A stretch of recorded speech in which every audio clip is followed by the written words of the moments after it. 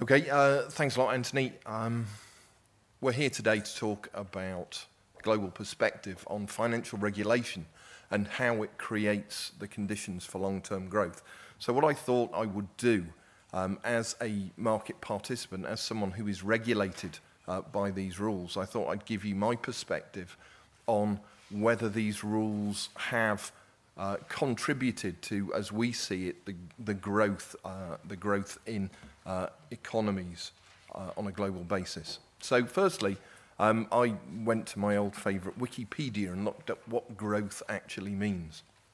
And I pulled out these things. Firstly, it's the development of new products and services, or growth is created through that development.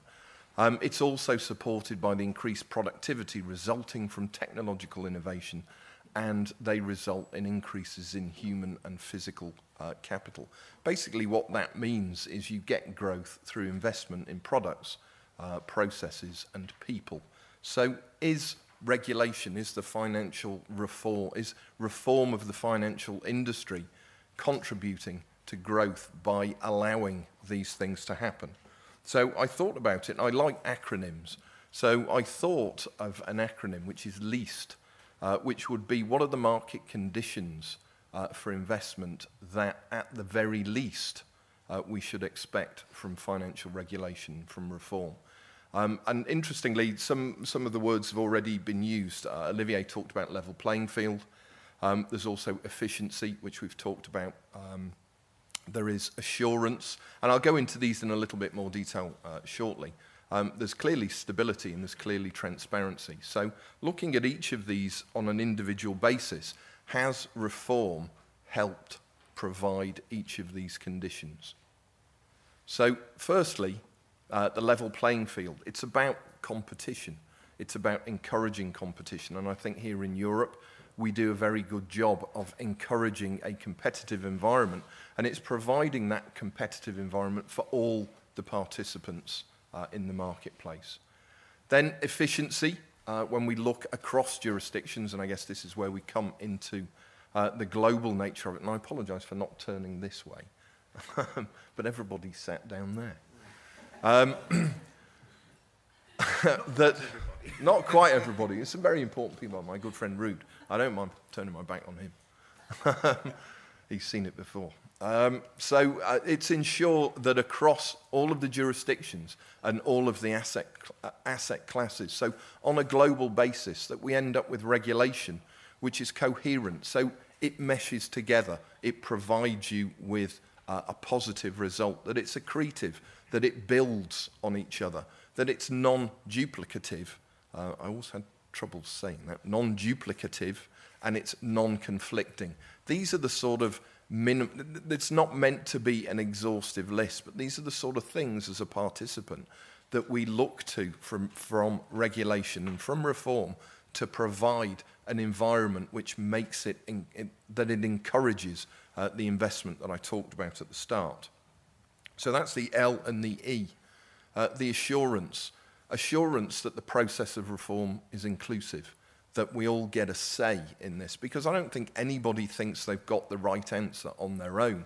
I think we need to be looking across jurisdictions, and we need to be looking at best practice, best of breed, however you want to define it, and that can only be achieved by making the reform process inclusive. And then stability, certainly, and I think Anthony touched on this and Peter touched on this in their opening comments. Reform is expensive. As a participant in this industry, we spend an awful lot of money. I think that depending on which survey you read, you can have anything from 40 to 60% of the IT spending of a financial participant is simply trying to keep pace with the regulation. So it is expensive, and we need time to be able to recover that investment to get some benefit from it. So stability is important. And finally, transparency. If you don't provide the participants and you don't provide the regulators with transparency, whether that's on pricing, whether it's risk identification, whether it's risk management, that doesn't give people the confidence that now is a time to invest. So I thought, for the purposes of starting an argument on the panel, I would mark us against each of those criteria, each of those 5 criteria. So looking at them, I've called it the mid-term report. I'd like to think it was the end-of-term report because it feels like we've been reforming for many, many years now. And it's, as David Wright insists on reminding people at various conferences, it's now 5 years since Lehman went bust. How are we doing? Firstly, on the level playing field, as regards competition, we see vertical silos are now more prevalent than they were before Lehman's. In fact, we see most of the infrastructural developments are creating vertical silos rather than dismantling vertical silos. I think most people see that those vertical silos are not congruent with open competition, for the simple reason that they restrict access to certain infrastructural services. And we're seeing this at the moment. We had a debate over this with EMEA. We've now got similar access criteria in MiFID, and for reasons which escape me, we seem to be having the same debate again, but with a different title. That doesn't strike me as being a terribly good use of people's time. As a result of the restricted access, I think this goes to the heart of what I think Europe is about, and that's freedom of customer choice. And because we've got vertical silos and because we've got restricted access, you have restricted freedom of choice. And that doesn't give, I don't think, gives people the confidence to invest. You invest when you feel free to spend your investment where you want to spend it, not because you've been told you have to spend it in a particular area. And the final one, which we've all touched on so far, and I'm sure we'll talk a lot more about this at the moment, and that's extraterritoriality, which I think Olivier was exactly right. He talked about the level playing field and what we need to see on a global basis between not only just the EU and the US, but also between those jurisdictions in Asia, which is often forgotten. We need to see a level playing field. We need to see some common sense being built into the process. So I'll leave it till the end and tell you how I marked us out of 10 on each of these. But firstly, I'll go through them. So efficiencies. Markets are global. National regulation doesn't cut it. And what we're seeing at the moment is an increase in nationalistic regulation. And again, extraterritoriality, I guess, is an example of that. People not trusting other jurisdictions to do as good a job, whatever as good a job as they do means. So I'd like us to see more empowerment of supranational bodies, which by their very nature would facilitate efficiencies in the global market. So people like G20, the FSB, IOSCO, CPSS, the usual suspects, but let's talk about how we give them some teeth, how we put them into a position of being able to drive efficiency and agreement. Extraterritoriality again crops up in this one. There I've called it extra terror or reality. I think it's a reality, and it is extra terrible for most people. And then we've got the path forward. And based on last week with the CEF no action letter, I started wondering whether it's actually a step forward rather than a path forward. Because surely if it was a path forward, we wouldn't stop at the first hurdle. Assurance. I think we do a good job here. Reform is largely consultative and is iterative. I think Europe in particular, I'm not just saying that because Olivier is on the panel, but I think the Commission is good at this process of giving people the ability to have a say in how the regulation is constructed.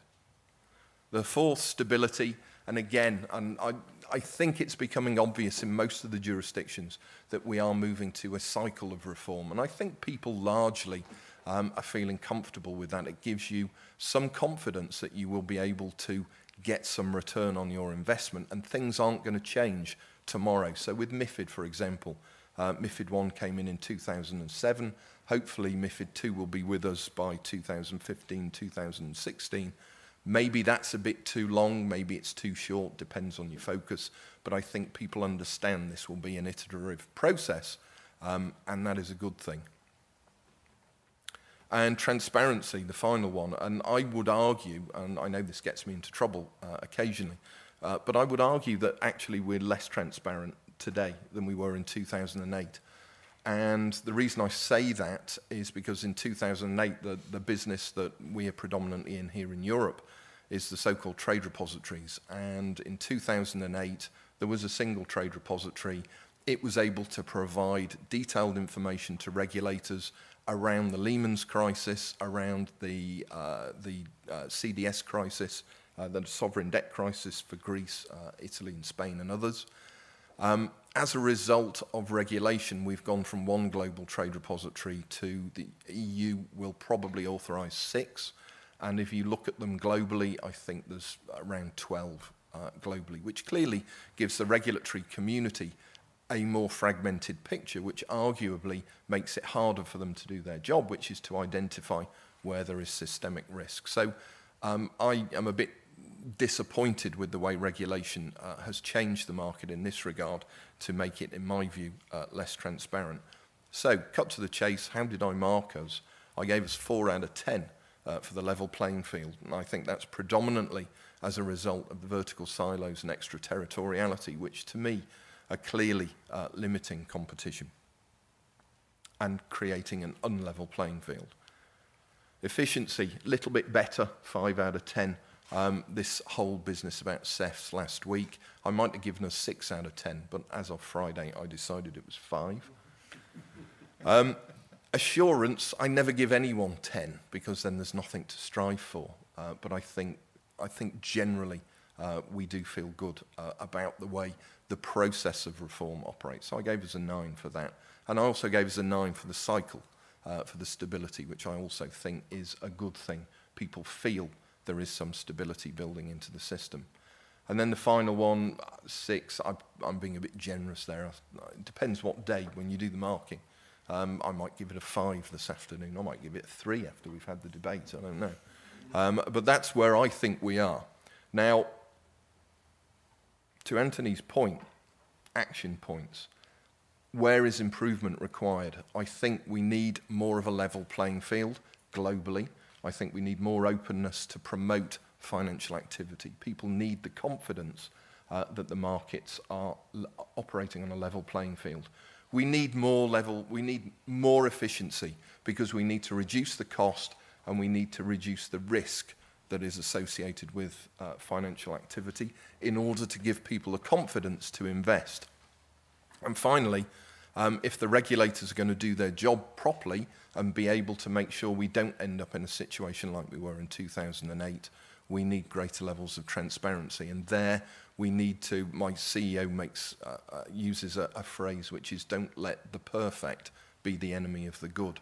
I think it's clear what the solution is, but we perhaps lost sight, the community lost sight of what we were trying to achieve on transparency.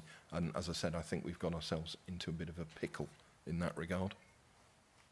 That was me. I'm done. Thank you.